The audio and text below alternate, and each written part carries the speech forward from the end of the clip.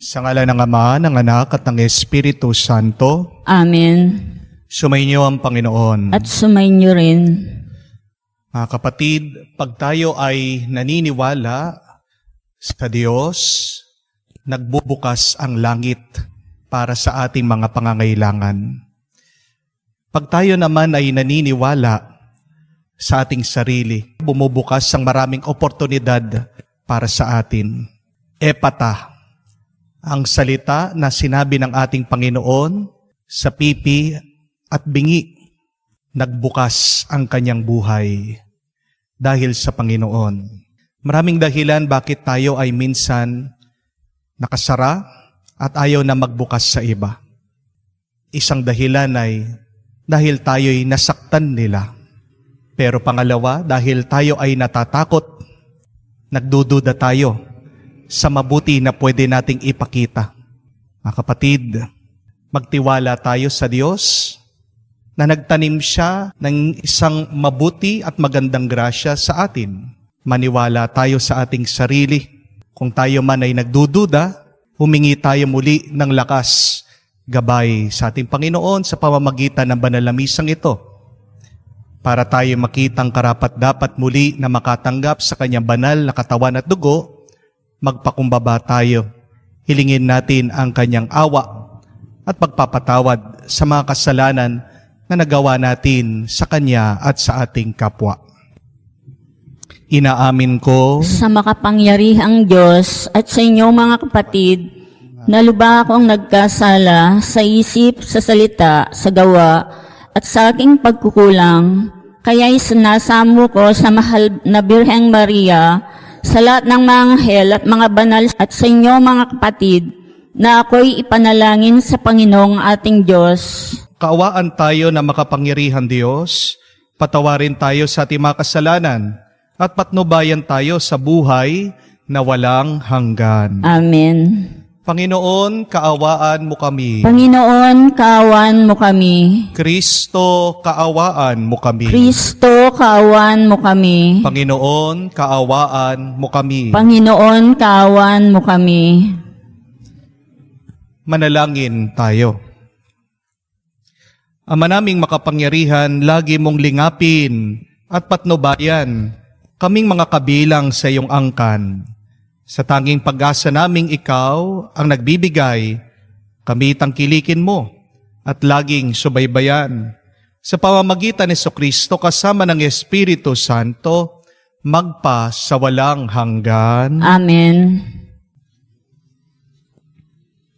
Pagbasa mula sa unang aklat ng mga hari. Noong panahong iyon, lumabas ng Jerusalem si Jeroboam at nasalubong niya si Ahiyas, ang propetang taga-Silo. Ito'y nag-iisa at bago ang dalang balabal. 8 ano-ano'y inalis ni Ahiyas ang kanyang balabal at pinagpunit-punit sa 12 piraso. Sabi niya kay Jeroboam, kunin mo ang 10 piraso sapagkat ganito ang pinasasabi ng Panginoon, ang Diyos ng Israel. Hahatiin ko ang kaharian ni Solomon at ibibigay ko sa iyo ang 10 lipi. Matitira sa kanya ang 1 lipi, alang-alang kay David na aking lingkod, at alang-alang sa Jerusalem, ang lungsod na aking hinirang sa lahat ng lipi ng Israel. Buhat noon hanggang ngayon, humiwalay ang 10 lipi ng Israel sa paghahari ng angkan ni David. Ang salita ng Diyos. Salamat sa Diyos. Tinig ko'y iyong pakinggan ang sabi ng poong mahal. Tinig ko'y iyong pakinggan ang sabi ng poong mahal. Ang Diyos ay huwag mong paglingkuran. Diyos ng ibang bansay di dapat luhuran. Ako'y Panginoon, ako ang Diyos mo. Ako ang tumubos sa iyo sa Ehipto. Tinig ko'y iyong pakinggan ang sabi ng poong mahal. Ngunit ang bayan ko'y hindi ako pansin. Di ako sinunod ng bayang Israel. Sa tigas ng puso aking binayaan, ang sariling gusto nila'y siyang sundan. Tinig ko'y iyong pakinggan, ang sabi ng poong mahal. Ang tangi kong hangad, sana ako'y sundin. Sundin ang utos ko ng bayang Israel. Ang kaaway nila'y aking lulupigin. Lahat ng kaaway agad lilipulin. Tinig ko'y iyong pakinggan, ang sabi ng poong mahal.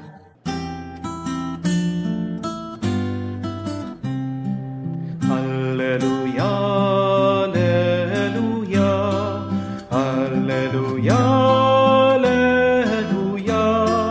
alleluia, alleluia, alleluia, alleluia, alleluia, alleluia, alleluia, alleluia. Kami iyong pangaralan upang aming matutuhan ang salitang bumubuhay. Alleluia, alleluia. Sumainyo ang Panginoon. At sumainyo rin. Ang mabuting balita ng Panginoon ayon kay San Marcos. Papuri sa iyo, Panginoon. Nung panong iyon, pagbalik ni Jesus mula sa lupain ng Tiro, dumaan siya sa Sidon at nagtuloy sa lawa ng Galilea. Matapos tahakin ang lupain ng Decapolis, dinala sa kanya ang isang lalaking bingi at utal. At pinakiusap nila na ipatong sa taong ito ang kanyang kamay. Inalayo muna siya ni Jesus sa karamihan at isinuot ang kanyang mga daliri sa mga tenga nito. Pagkatapos lumura at hinipo ang dila nito. Tumingala si Jesus sa langit at nagbuntong hininga. At sinabi sa tao, Ephata, ibig sabihin, mabuksan ka. At nakarinig ito, nawala ang pagkautal at nakapagsalita ng malinaw. Sinabi ni Jesus sa mga taong huwag ibabalita ito kanino man, ngunit kung kailan sila pinagbabawalan, ay lalo naman nilang ipinamalita ito. Sila'y lubhang nagilalas at ang wika, anong buti ng lahat ng kanyang ginawa? Nakakarinig ang mga bingi at nakakapagsalita ang mga pipi. Mga kapatid, ang mabuting balita ng Panginoon. Pinupuri ka namin, Panginoong Hesukristo. Magandang araw po muli sa inyong lahat. Alam niyo po bang pagkakaiba ng do your best sa being the best? Iba po yung galingan mo doon sa maging pinakamagaling ka. Alam niyo po, wala pong problema sa payo na galingan mo. Ang problema ay yung gusto nating maging pinakamagaling. At kung pag-iisipan niyo po, isa pong nagiging dahilan yan ng ating stress, ng ating kapaguran. Kasi pag sinusubukan mong maging pinakamagaling, ano po nangyayari? Pinapagod natin yung ating sarili. Minsan, para maunahan mo yung iba, sisiraan mo sila. Di po ba? Wala kang kapayapaan kapag gusto mo, ikaw ang nangunguna. Kapag gusto mo, ikaw yung pinakamagaling. Isang payo lang po mga kapatid, tandaan niyo po ito. Do not be the best. Just try to be yourself. Pag sinusubukan mong maging ikaw, di ba, parang gumagaan ang buhay, parang nagiging mas relax ka, nagiging mas masaya ka, nagiging mas payapa ka. Pero pag sinusubukan mong to be the best among the rest, parang napakabigat ng buhay, napakahirap. Tandaan niyo po mga kapatid, yan yung mas magandang gawin sa buhay. To be the best of who you are. Stop being the best among the rest. Kasi po tandaan niyo, iisa ka lang. Iisa lang po tayo. Minsan yung mga iba gustong maging kamuka ng mga kapwa nila. Diba? Minsan pag nakakita tayo ng matagumpay na tao, gusto natin kopyahin ano kaya yung ginagawa niya. Pero hindi po kayo magtatagumpay sa pangongopya. Gusto nyo pong magtagumpay? Be original. Be unique. Be who you are. Dahil tandaan nyo po, everybody is already taken. But there can only be one of you. Do not be somebody that you are not. Yan yung problema na napakarami sa atin. Pinipilit na maging yung iba. Pero nakakalimutan na maging kung sino talaga sila. Amen? San po ba kayo magaling? Ano yung mabuti na kaya mong gawin? Doon ka mag-umpisa. Huwag kang gagaya sa iba. Huwag kang makikipagpaligsahan sa iba. Because, my dear friends, remember, the world and God wants the real you. The unique, the original, the only you. The best you. Tingnan nyo nga po sa internet, sumikat yung mga tao na kung saan naging natural lang sila. Pinakita nila yung kanilang pang-araw-araw na buhay. Ang dami pong mga yumaman, sumikat, umangat na vlogger ngayon. Hindi ko alam kung napapanood nyo si Kong TV. Di naman siya ganong kagwapuhan. Pero natural lang siya kung ano yung kanyang araw-araw na ginagawa. At napakaraming mga tao na mahal siya, gustong-gusto siyang napapanood. Meron din po ngayon na sumikat si Sir Gavin, yung Kapinpin family. Aba, napagawa na ng bahay yung kanyang ina. Pero nung ginagawa nila, pinapakita lang yung pang-araw-araw nilang buhay doon sa kanilang bahay, sa kanilang tahanan. Bakit po gustong-gusto silang napapanood ng mga tao? Hindi dahil nangopya sila, dahil naging totoo sila sa kanilang sarili. Natural sila. Hindi nila gustong talunin ang ibang tao. My dear friends, this is the reminder. Just become who you truly are. God loves you for that. And people will applaud you for that. Ang tanong, are you trying to be the best of who you are? Or are you trying to be the best among the rest? Napakaganda po ng sabi ni San Francisco ng Sales. Minsan turo niya, do not wish to be anything else but what you are. And try to be that perfectly. Kung gusto mong maging perpekto kung sino ka talaga. Kasi po, when you become the best of who you are, you become happy, you become fruitful, and you will become holy. Tingnan niyo po ang ating Panginoon. Napakaganda sa nabasang Ebanghelyo. Hindi po niya sinusundan ang mga Pariseo, mga iskriba. Palagi po, binabantayan siya ng mga kaaway niya. Palagi nakakarinig siya ng pamimintas, ng paghuhusga sa kanila. Sinasabi nitong mga nakakatanda na mga eksperto sa batas na dapat ito ang gawin niya, ganun ang gawin niya. Kinukutya siya dahil hindi daw siya naghuhugas kamukha nila na pag naghugas sila hanggang siko. Sinasabihan siya na dapat palaging mag-ayuno, magpakagutom. Sinasabi po sa kanya na dapat bawal ang magtrabaho sa araw ng linggo. Pero hindi po nakinig si Jesus sa kanila kasi mas kilala niya ang kanyang sarili.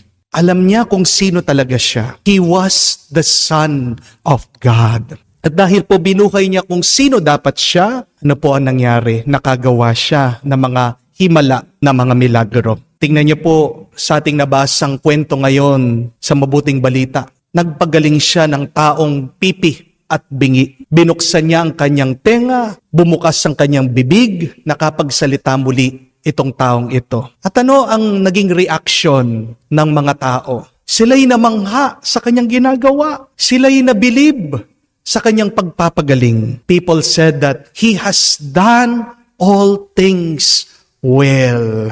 Kay buti ng lahat ng kanyang ginawa. Sabi po nila, mga kapatid, hindi po makakagawa ng himala ang ating Panginoon kung sunod-sunuran lang siya sa opinyon, sa salita ng ibang tao. Amen?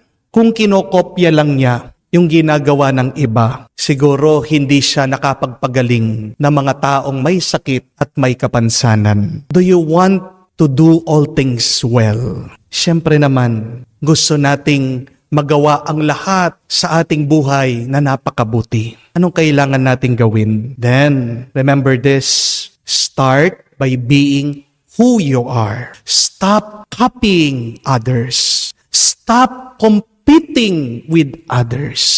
Discover your gifts, your passion, your talents, and offer them up to the Lord. Masisira ang buhay mo kung nakikipagtaasan ka, nakikipag-unahan ka sa iba. Pero subukan niyo po, gawin mo lahat ng makakaya mo, ialay mo sa Diyos, at magkakaroon ka ng mga nakakamangha, nakakabilib, at napakabuting bunga sa iyong buhay. Diba?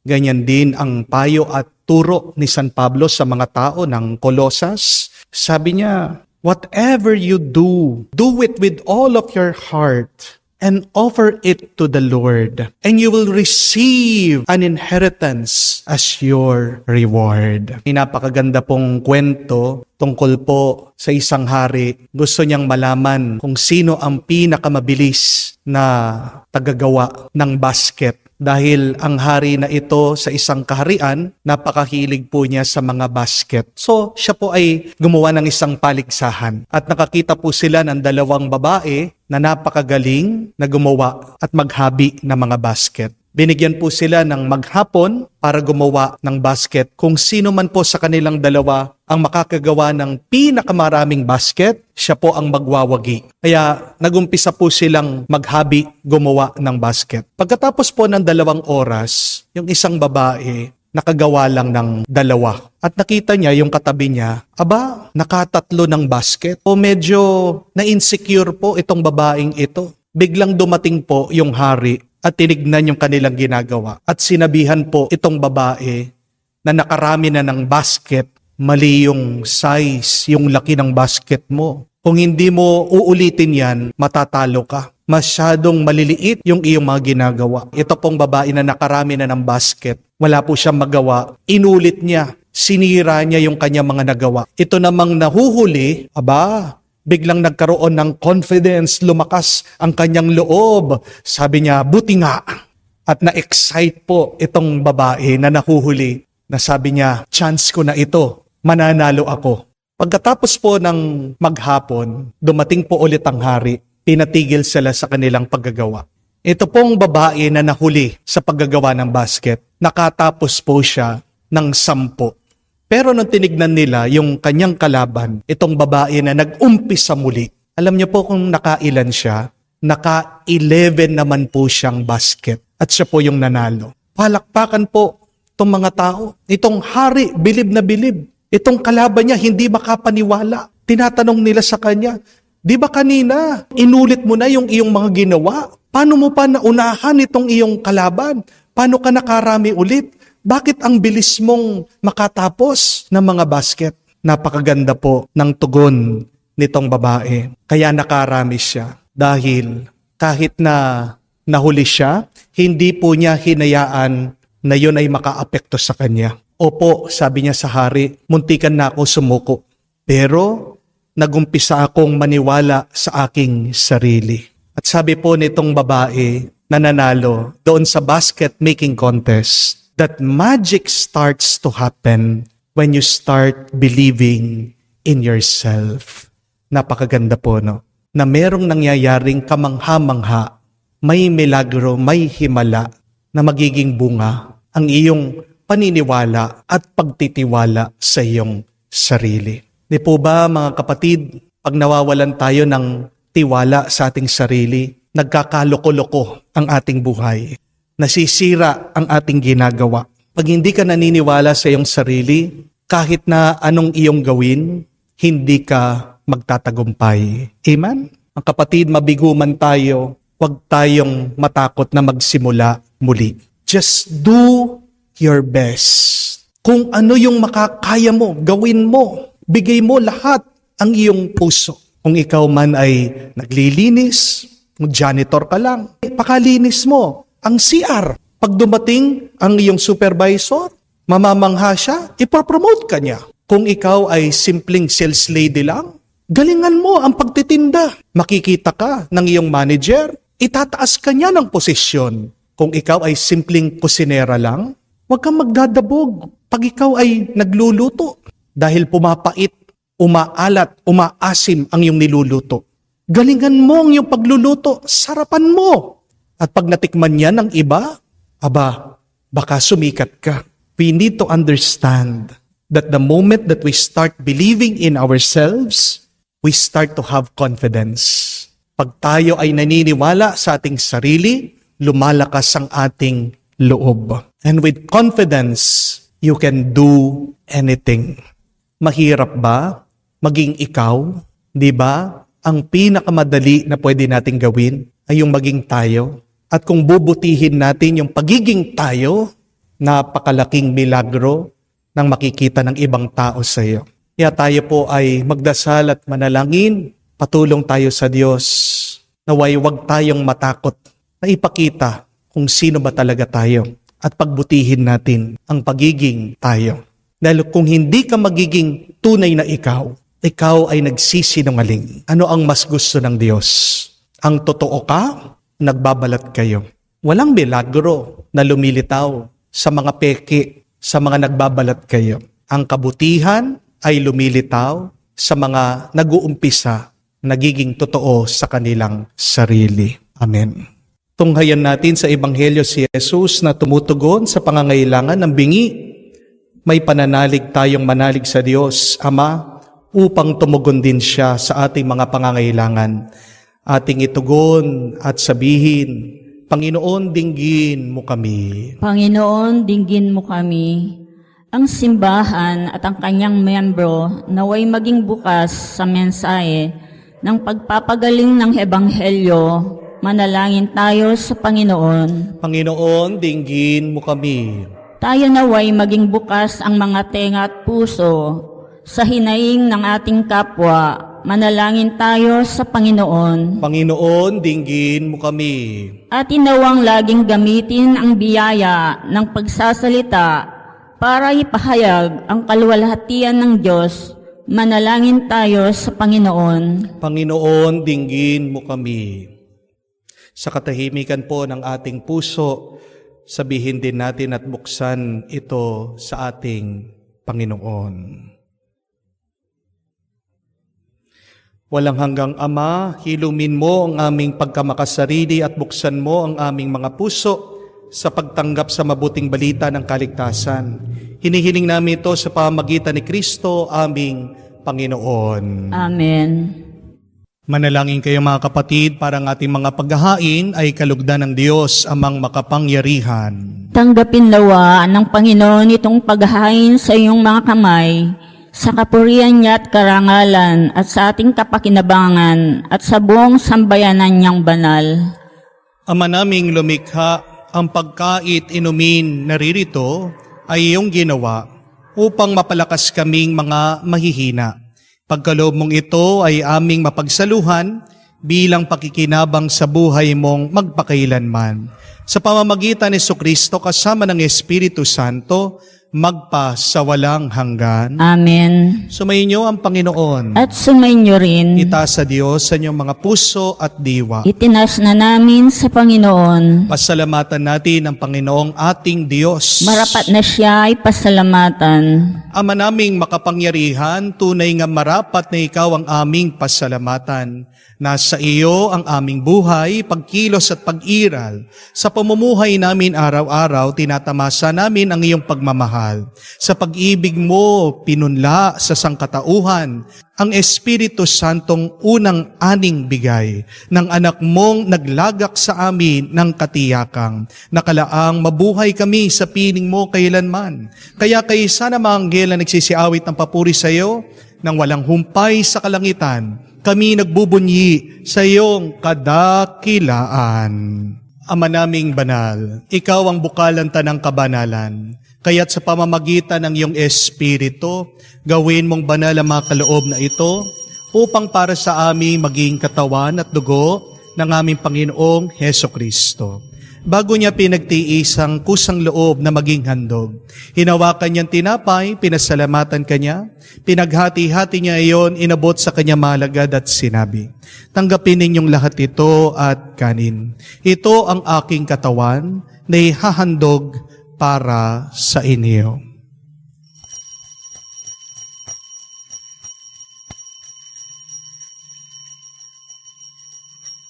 Gayon din naman nung matapos ang hapunan, hinawakan niyang kalis, muli kanyang pinasalamatan. Inabot niya ang kalis sa kanyang mga alagad at sinabi, "Tanggapin ninyong lahat ito at inumin. Ito ang kalis ng aking dugo, ng bago at walang hanggan tipan, ng aking dugo na ibubuhos para sa inyo at para sa lahat, sa pagpapatawad ng mga kasalanan. Gawin ninyo ito sa pag-aalaala sa akin."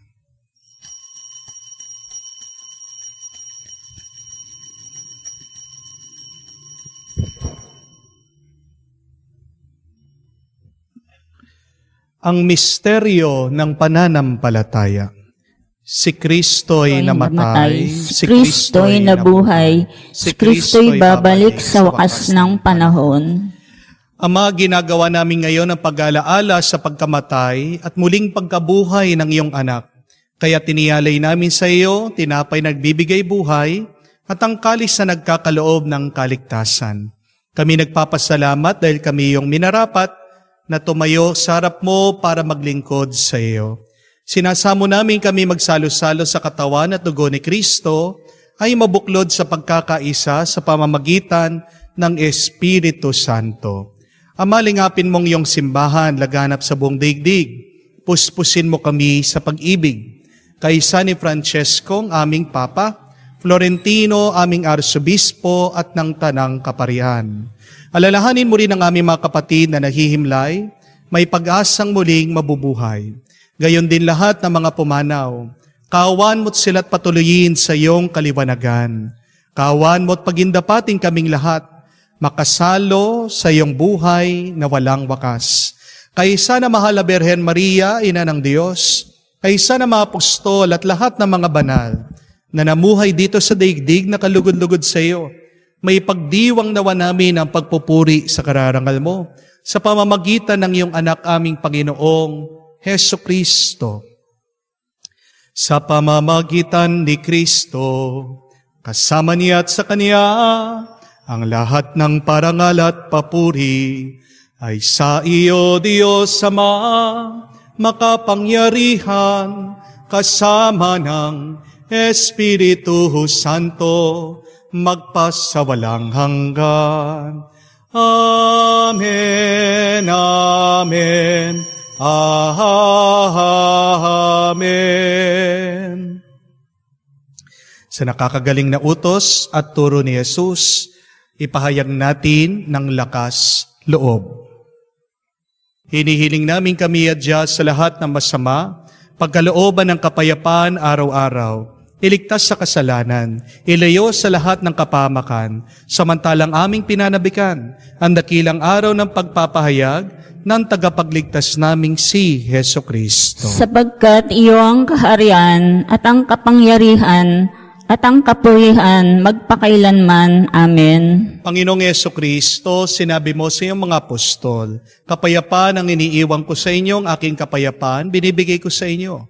Tunghayan mo ang aming pananampalataya at huwag ang aming pagkakasala. Pagkalooban mo kami ng kapayapaan at pagkakaisa ayon sa iyong kalooban. Kasama ng Espiritu Santo, magpasawalang hanggan. Amen. Kapayapaan ng Panginoon ay laging sumainyo. At sumainyo rin. Magbigayan po tayo ng kapayapaan sa bawat isa. Peace be with you po. Kapayapaan po sa inyong lahat.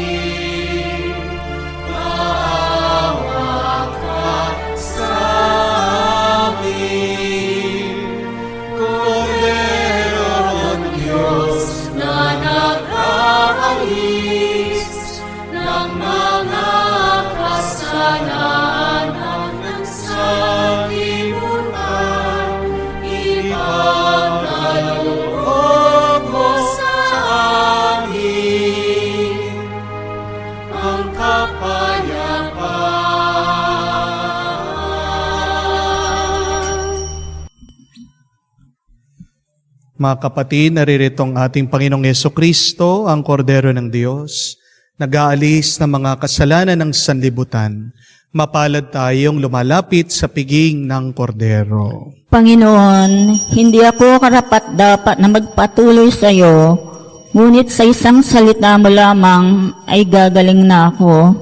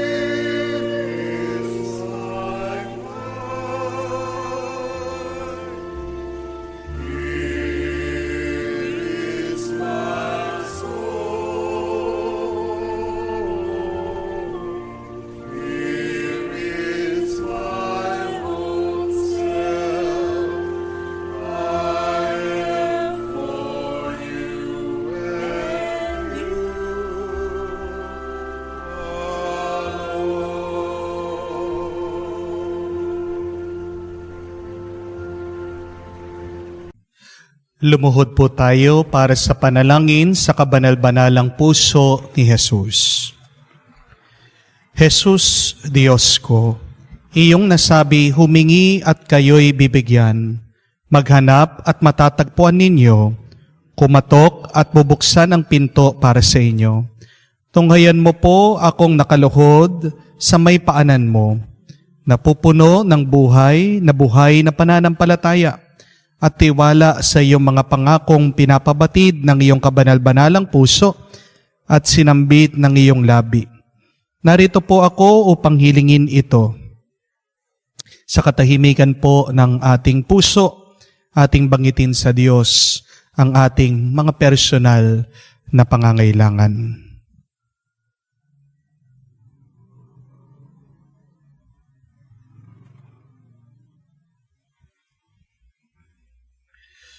Kanino po ako tutungo kung hindi sa iyo na ang puso ay pinagmumulan ng lahat ng grasya at kabutihan?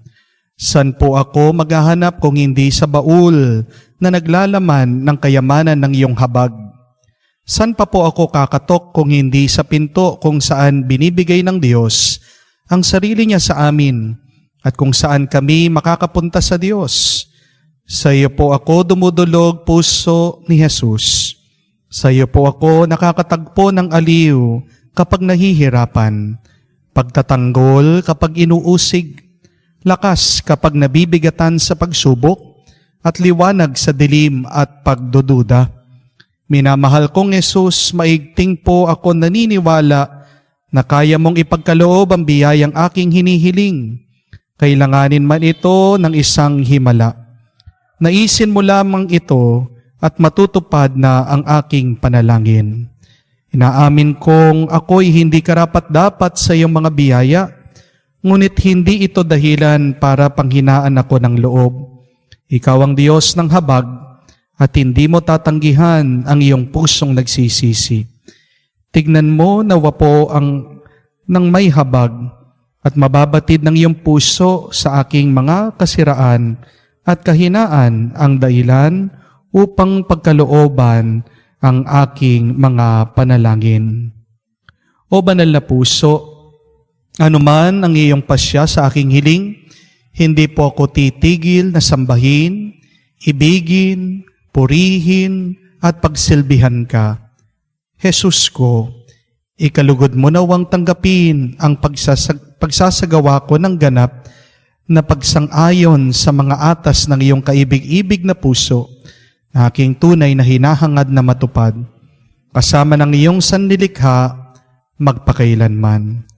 Kabanal-banalang puso ni Jesus, alam kong may iisang bagay na hindi mo kayang gawin, ang mawalan ng habag sa mga naghihirap at nababalisa. Tignan mo po ako, nagmamakaawa po ako, minamahal kong Jesus. Ipagkaloob mo ang grasyang aking hinihiling sa iyo sa pamamagitan ng kalininisang puso ng iyong magdalamhating ina.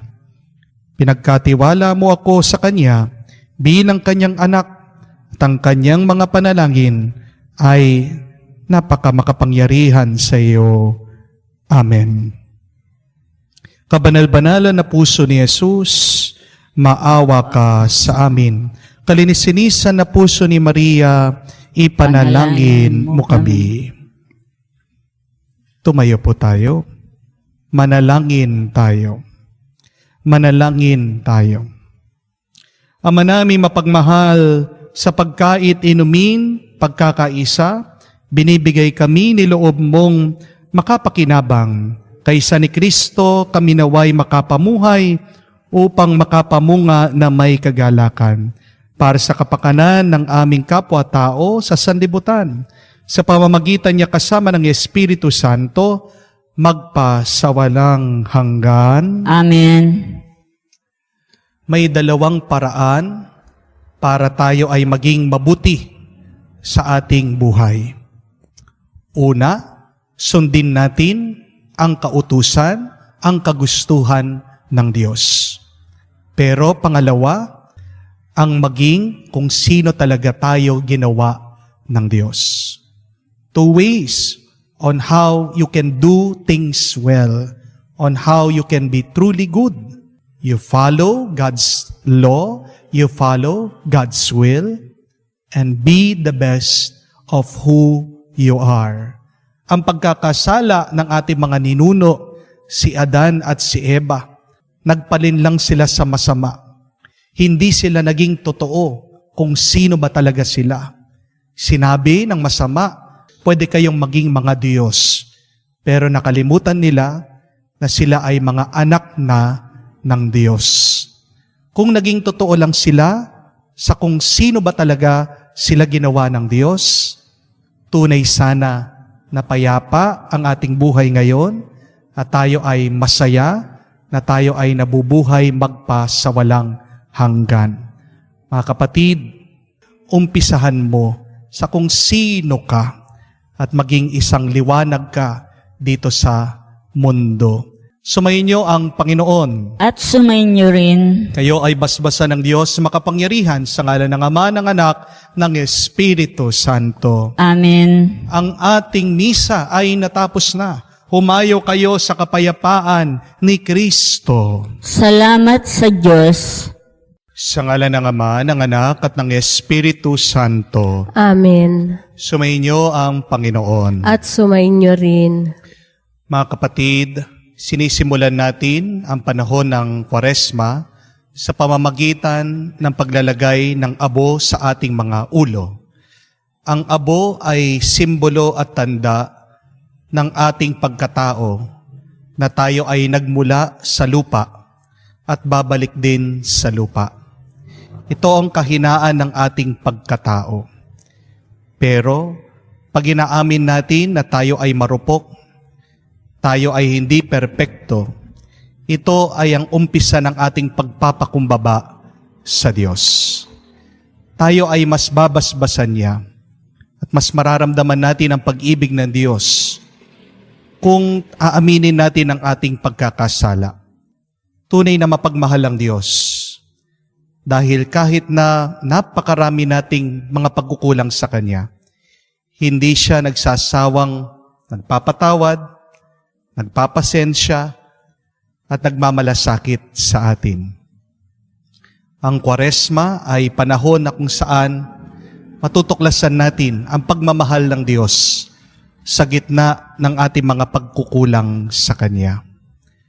Naway manumbalik tayo ng loob sa Diyos sa pamamagitan ng ating pagdarasal, ng ating mga pagsasakripisyo at pagkakawang gawa sa mga kapatid nating nahihirapan. Manalangin tayo.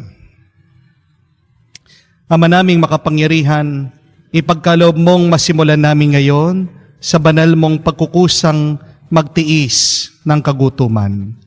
Ang pakikipagtunggalian bilang mga kapanig ni Kristo sa aming pagsugpo sa mga salungat, sa pamumuhay sa Espiritu. Maging amin nawang sandata ang pagtitimpi sa sarili sa pamamagitan ni Jesucristo kasama ng Espiritu Santo magpa sa walang hanggan. Amen. Pagbasa mula sa aklat ni Propeta Joel. Sinasabi ngayon ng Panginoon, mataimtim kayong magsisi at manumbalik sa akin. Kayo'y mag-ayuno, manangis at magdalamhati. Magsisi kayo ng taos sa puso, hindi pakitang tao lamang. Magbalik loob kayo sa Panginoon na inyong Diyos. Siya'y may magandang loob at puspos ng awa. Mapagpahinuhod at tapat sa kaniyang pangako. Laging handang magpatawad at hindi mapagparusa. Maaaring lingapin kayo ng Panginoon at bigyan ng masaganang ani. Kung magkagayon, mahahandugan natin siya ng haing, butil at alak. Ang trumpeta ay hipan ninyo sa ibabaw ng bundok ng Siyon. Iutos ninyo na mag-ayuno ang lahat. Tawagin ninyo ang mga tao para sa isang banal na pagtitipon. Tipunin ninyo ang lahat, matatanda't bata, pati mga sanggol at maging ang mga bagong kasal. Mga saserdote, kayo'y tumayo sa pagitan ng pasukan at ng dambana. Manangis kayo't manalangin ng ganito. Mahabag ka sa iyong bayan, O Panginoon. Huwag mong tulutang kami hamakit tawagin ng ibang mga bansa at tanungin, nasaan ang inyong Diyos?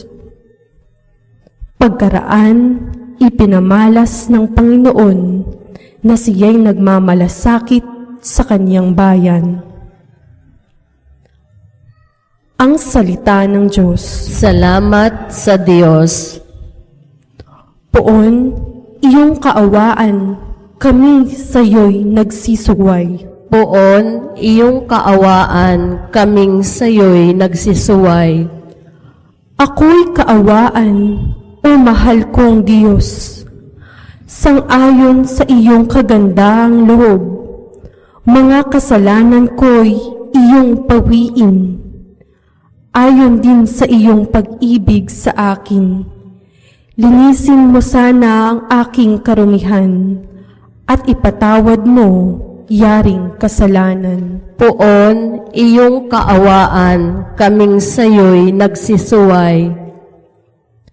Ang pagsalansang ko ay kinikilala, laging nasa isip ko at alaala. Sa iyo lang ako nagkasalang tunay, at ang nagawa ko hindi mo nagustuhan. Poon, iyong kaawaan kaming sa iyo'y nagsisuway. Isang pusong tapat sa aking likhain. Bigyan mo, O Diyos, ng bagong damdamin. Sa iyong harapay, huwag akong alisin. Ang Espiritu mo ang papaghariin.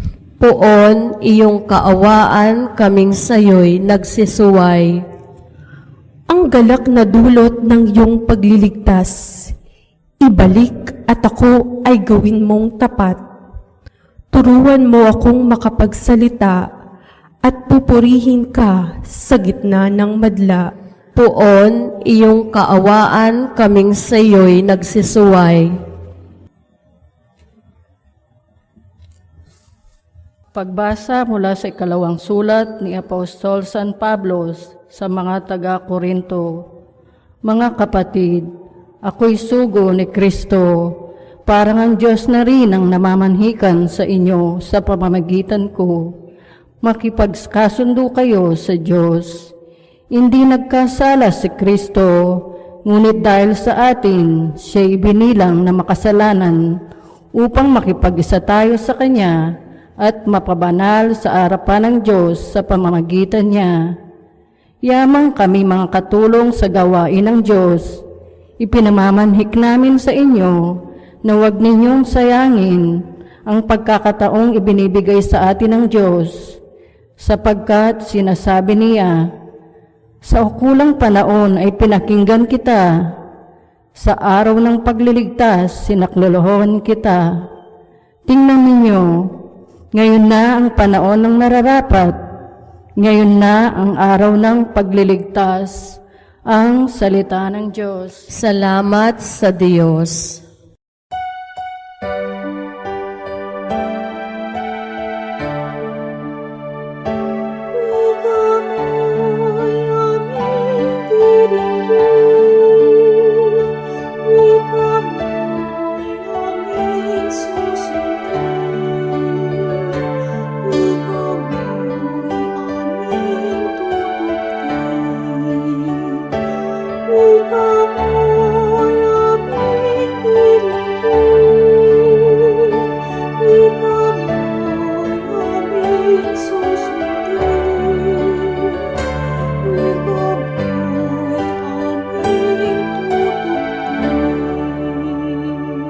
Kapag ngayoy napakinggan ang tinig ng poong mahal, huwag na ninyong hadlangan ang pagsasakatuparan ng mithit niya't kalooban. Sumainyo ang Panginoon. At sumainyo rin. Ang mabuting balita ng Panginoon ayon kay San Mateo. Papuri sa iyo, Panginoon.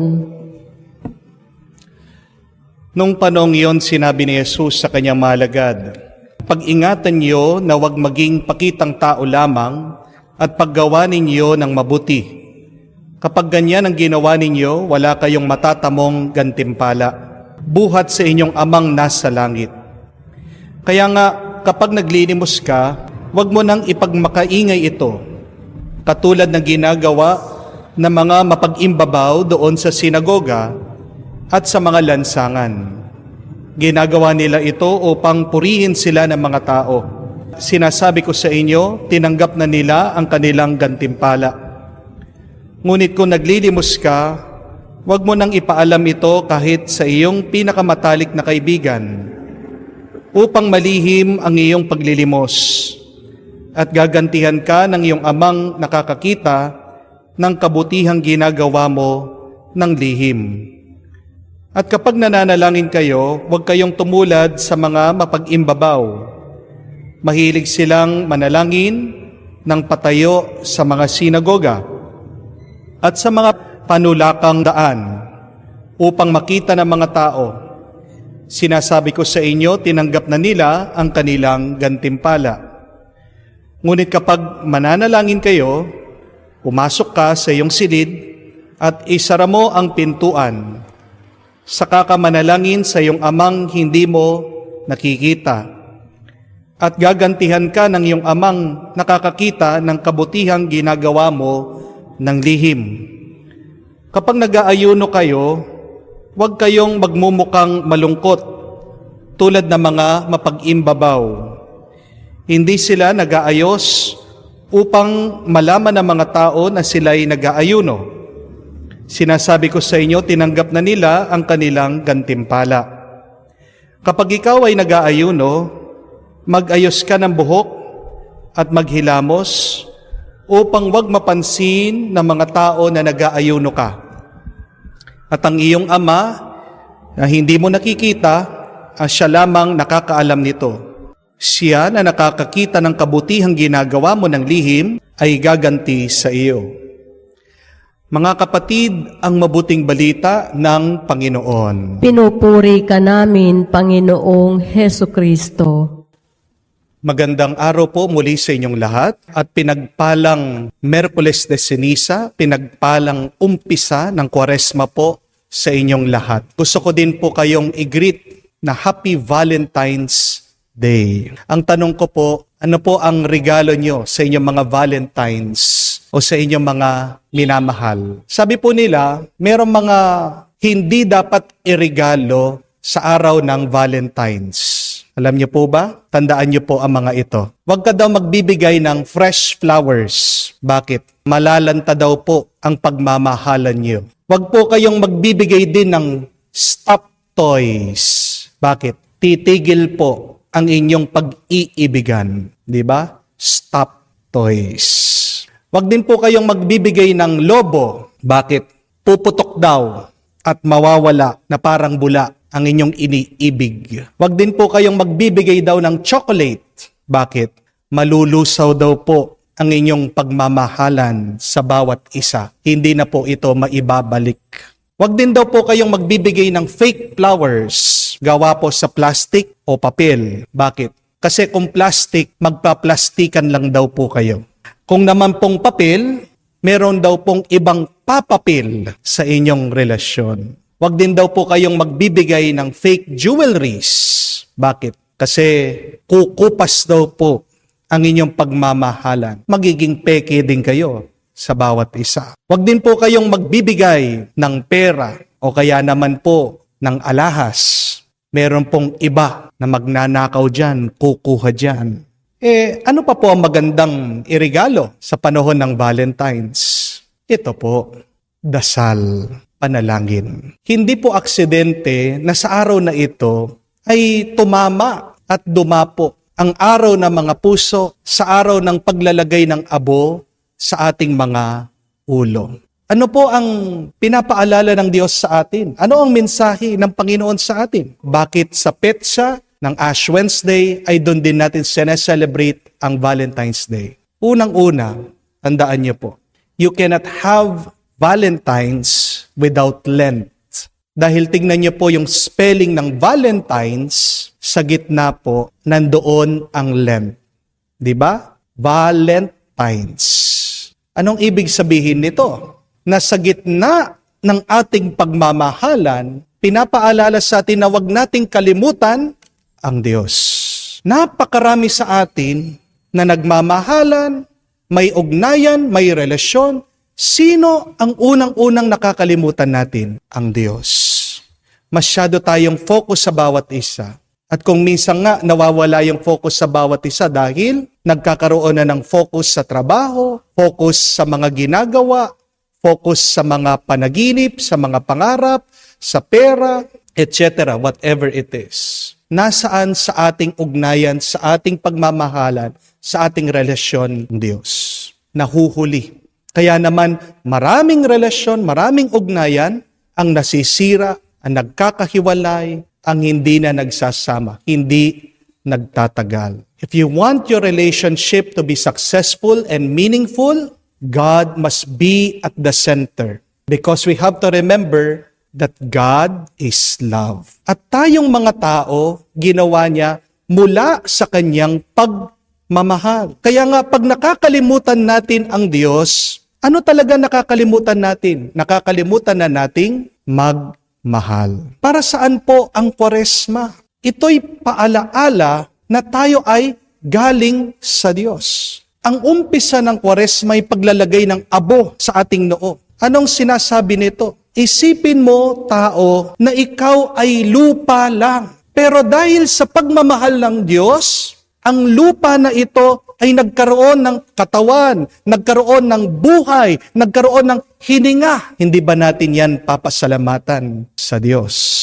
Pag lumalayo tayo sa Diyos, hindi lang nawawala ang ating pagmamahal, kung hindi pa unti-unti din tayong namamatay. Mga kapatid, tayo ay pinapaalalahanan na palaging magbalik loob sa Diyos. Para saan? Para din sa atin. Para magkaroon tayo muli ng panibagong buhay, panibagong lakas. Pero ang tanong, paano ba natin gagawing mas makabuluhan ang ating pagmamahalan? 4 na bagay po. Wag lang po tayong magbigay ng mga regalo. Sa araw po na Ash Wednesday na nahulog din sa Valentine's. Ano po ang paalaala sa atin? Hindi lang po magbigay ng regalo, pero bigyan natin ng pansin ang ating trato sa bawat isa. Aanuhin natin ang regalo kung iba naman ang ating trato sa bawat isa. Di po ba? Walang kwenta, walang kabuluhan ang mga regalo. Kung iba naman ang iyong pakikitungo sa iyong kapwa o lalong-lalo na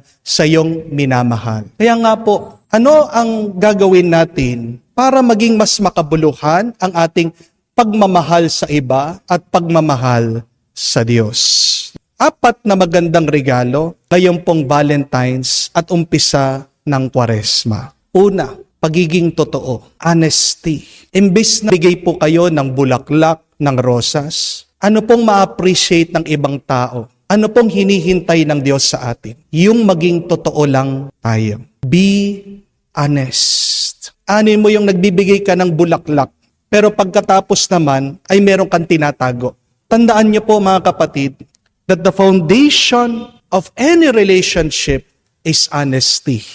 Hindi po magtatagal ang pagmamahal kung merong nagsisinungaling. Because what is lying really? It is concealing. It is hiding. At alam niyo po, walang lalago kung merong kang tinatago. There can never be any growth when you are closed. Hindi po lalago din ang pagsasama kung merong pong nagsisinungaling, kung merong nagtatago. Di po ba napakasakit sa relasyon pag merong nagsisinungaling? Napakasakit para sa iba pag nalaman nila na sila pala ay pinagsisinungalingan ng kanilang minamahal. They feel betrayed. Yun po yung isang pinakamasakit na karanasan. Ano yung mararamdaman nyo kung habang kumakain, tinatanong mo yung asawa, masarap ba? Sinasabi naman niya, oh, masarap. Pero malalaman mo doon sa iyong biyanan, nirereklamo pala yung iyong niluluto. Ano po ang iyong mararanasan, mararamdaman? Kung hinahalikan mo yung iyong asawa, pero pag nakatalikod ka, pinupunas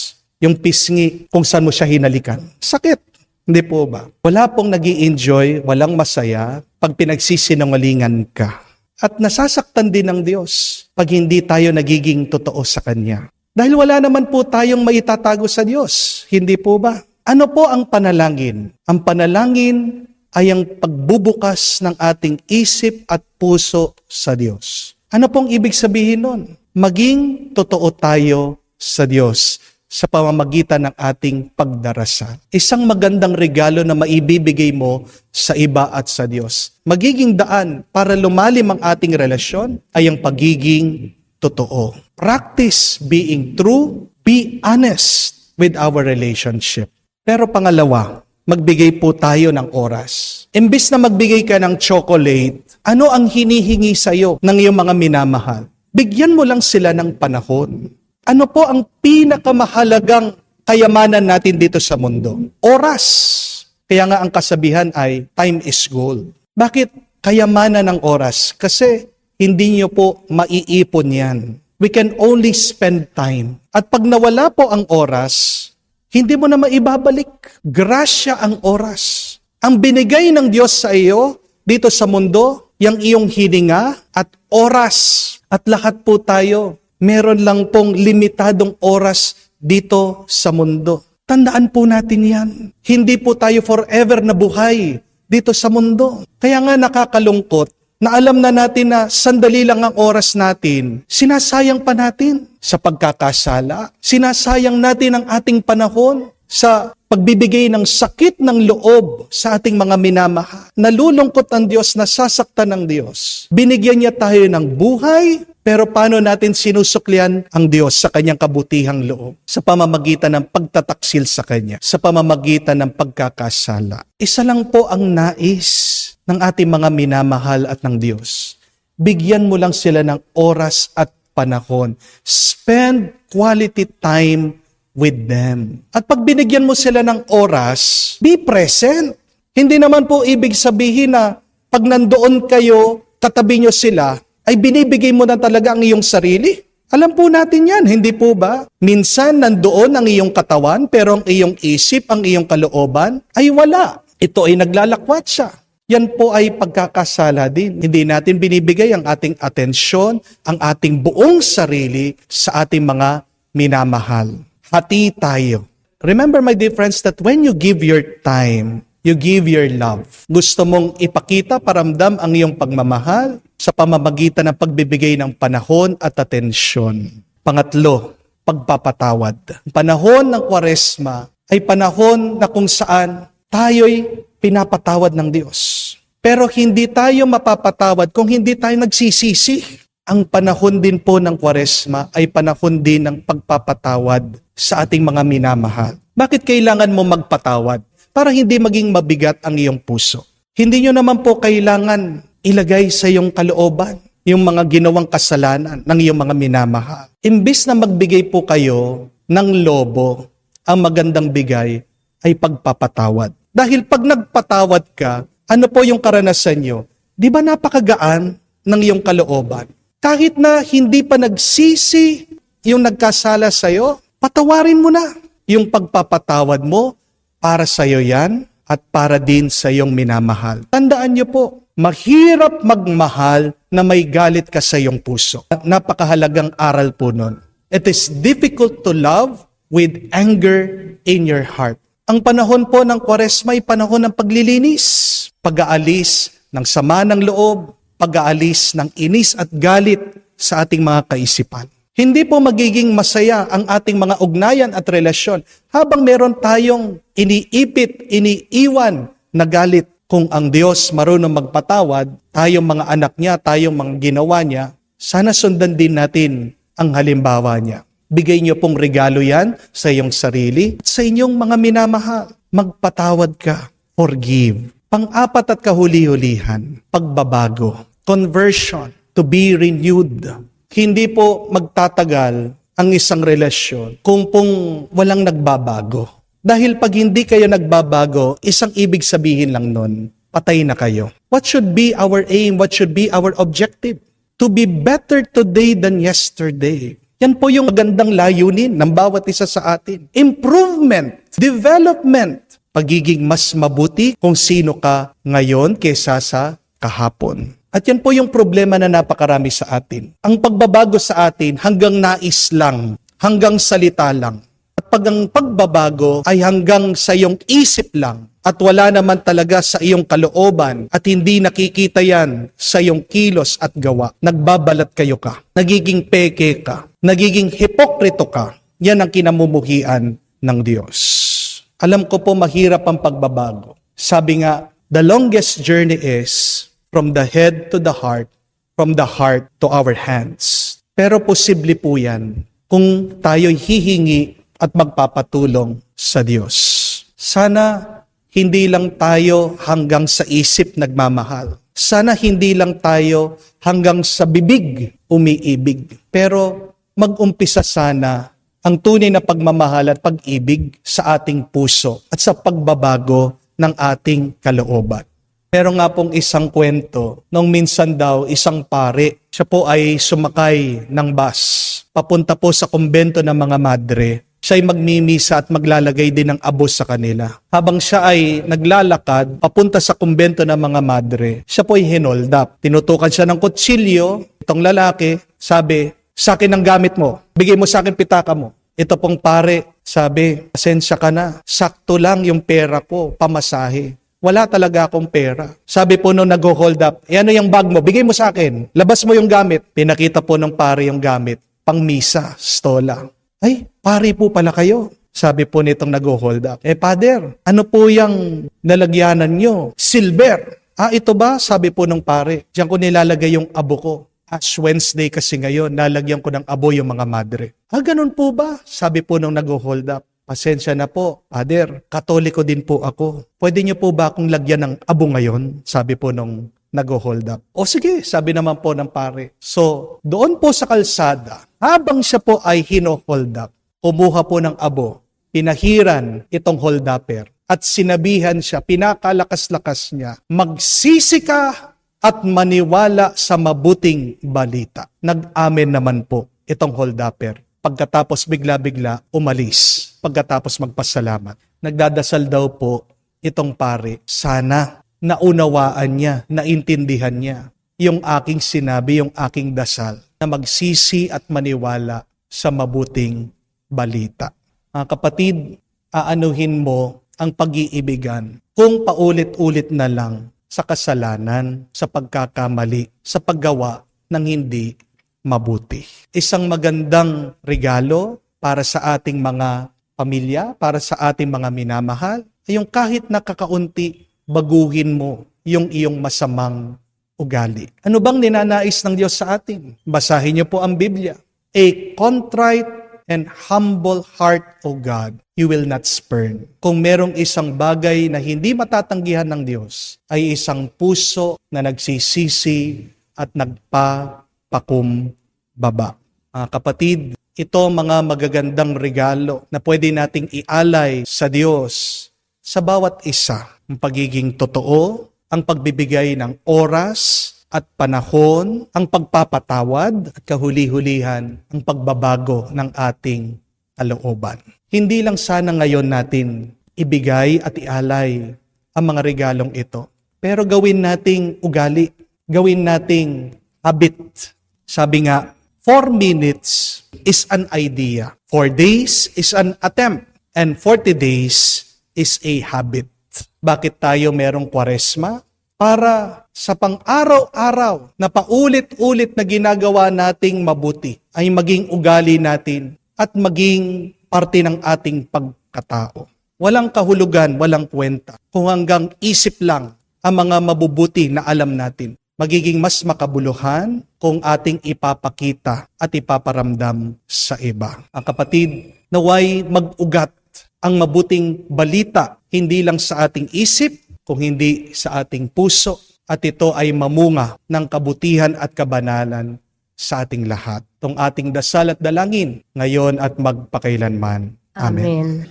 Minamahal kong mga kapatid, manalangin tayo sa Amang may kapal, upang ang mga abo sa ulo natin ilalagay para ipahiwatig ang pagbabagong buhay, ay marapatin niyang gawaran ng kanyang pagpapala at malaking pagmamahal. Ama naming mapagpatawad, kinupkop mo at tinatampok ang umaamin sa kasalanan at kinalulugod mo ang nagbabagong buhay. Dinggin mo kami at kupkopin sa pagkakaloob mo ng pagpapala bilang pagtatampok sa iyong mga lingkod na naglalagay ng abo sa ulo sa pagganap ng 40 araw na paghahanda para sa Pasko ng pagkabuhay. Marapatin mo kami maging dalisay para sa pagdiriwang na tagumpay ng iyong anak, na siyang namamagitan kasama ng Espiritu Santo, magpa sa walang hanggan. Amen. Magbagong buhay kayo at sa mabuting balita sumampalataya. Para po sa ating mga kapatid na nasa kanilang mga tahanan, na walang paraan para makapasok sa simbahan at makatanggap ng abo, kayo po ay magdasal sa pamamagitan ng mga salmo ilalagay sa inyong mga screen. Buksan niyo ang inyong mga sarili, magsisi, aminin ang inyong mga pagkakasala sa Diyos. Magsisi tayong mataos, halinang magbalik loob sa mapagpatawad na Diyos. Gutom tayong manikluhod na may abot sakong suot. Sa pagitan ng pasukan at dambana ng simbahan, saserdote mag-iiyakan, Panginoon, iyong bigyan ng patawad ang iyong bayan. Ang aming pong kasamaan ay pawiin mong tuluyan. Panginoon naming mahal, patawad ang kahilingan ng iyong bayang hinirang. Kami nagbabagong buhay upang aming paghandaan ang oras ng kamatayan. Panginoon, iyong bigyan ng patawad ang iyong bayan. Kami yung kahabagan poon, kami yung tulungan, alang-alang sa iyong ngalan, Panginoon, iyong bigyan ng patawad ang iyong bayan.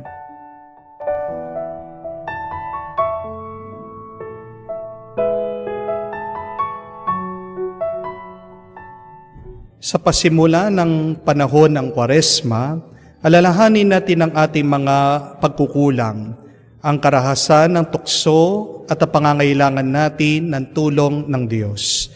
Ating isagot, Panginoon, dinggin mo kami. Panginoon, dinggin mo kami. Naway ang simbahan ay walang takot na manawagan sa lahat para sa pagbabalik loob at mag-akay sa kanila sa pamamagitan ng kanyang halimbawa.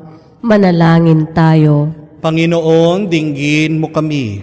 Naway lahat ng ating mga pinuno sa bayan at sa simbahan ay magdulot ng inspirasyon sa pamamagitan ng kanilang kababaang loob, kalinisan at katapatan. Manalangin tayo. Panginoon, dinggin mo kami. Naway lahat ng mga magulang, guro at katekista ay makapagpunla sa kabataan ng katapatan sa tungkulin ayon sa motibong matuwid at marangal at hindi para mapuri ng balana. Manalangin tayo. Panginoon, dinggin mo kami. Sa katahimikan po ng ating puso, buksan din natin sa Diyos ang ating mga personal na pangangailangan.